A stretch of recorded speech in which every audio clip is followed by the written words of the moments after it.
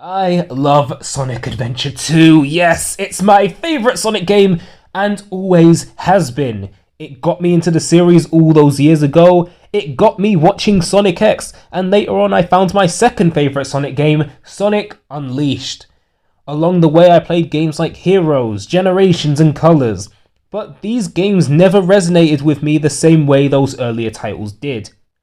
It's honestly stupid to ask at this point whether Sonic games need a good story. Like, of course they do, it's the second half of the game, especially in the case of the boost formula, which makes levels last minutes at most. The majority of your time is spent in cutscenes, engaging with story.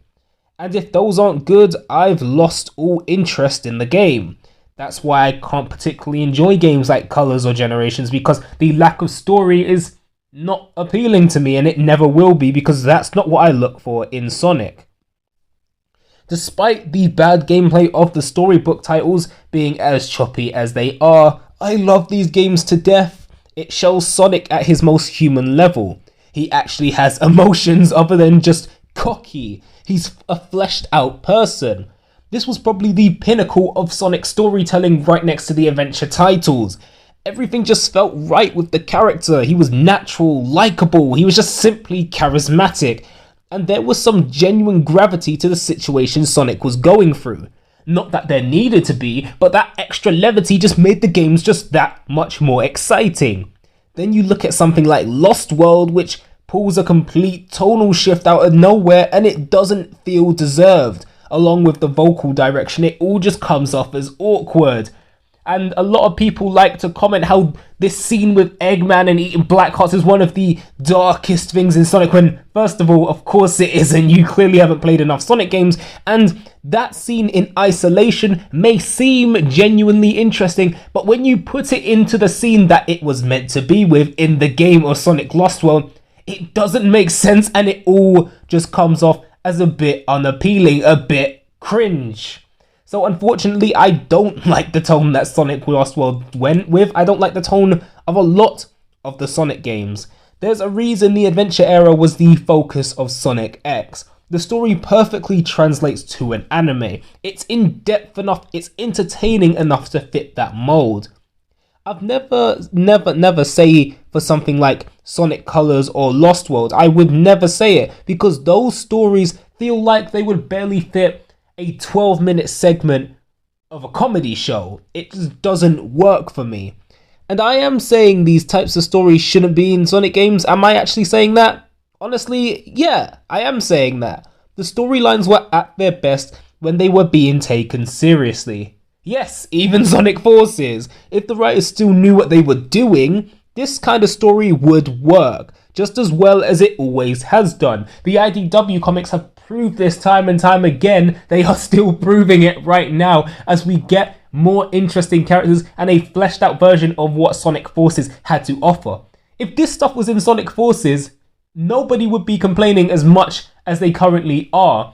That game's been out for 2 years now, and we're still complaining about it. If it was anything like what IDW had interpreted for this, nobody would complain. It would probably be genuinely one of the best Sonic stories we've had in a long time. If Sonic Team knew these characters as well as a lot of the fans know, as well as a lot of people know, and they continued developing it in the same way they had from Sonic Adventure 2 and to some extent Heroes, the game would be one of the best Sonic games in the series, bar none. Story-wise at least. We can ignore the gameplay because I think Boost has gone on far enough, but story-wise, it would be one of the best Sonic games we've ever had. When I think of Sonic now, I can only reminisce of the cutscenes. I barely play the games at this point because there's nothing worth looking at with these games anymore. There's nothing. I'm purely a Sonic fan to see the story now because I just can't engage with these games. I just can't. I'm here for the story, I'm here for the character, I'm here for the little bits of animation because that's all Sonic is now. All he is these little bits of things that people... The nostalgia, that's all there is to him now. There's nothing left to see. We only like Sonic now because we get these cute little animations. The games definitely aren't doing that for us. The movie was better than the games, and I don't even like the movie, but it was better. It was better than what Sega has been offering for the past few years. All we have to show for Sonic now is these cute little animations, the little memes, YouTube. This is all Sonic is now to everyone. I want to see a unique Sonic game with a story that has actual tension, with a likable protagonist, a protagonist that was like those early adventure games. I just want Sonic to be Sonic again. And a lot of people, I don't know, they might not agree with me. Honestly, I can imagine a lot of people aren't going to agree with me. But Sonic needs to go back to basics, not back to the 2D era, not a Mania style comeback. Sonic just needs to go back to telling more grand storylines, more interesting storylines, because that was the peak of Sonic in the early 2000s. That was my Sonic. That is the Sonic I want to see.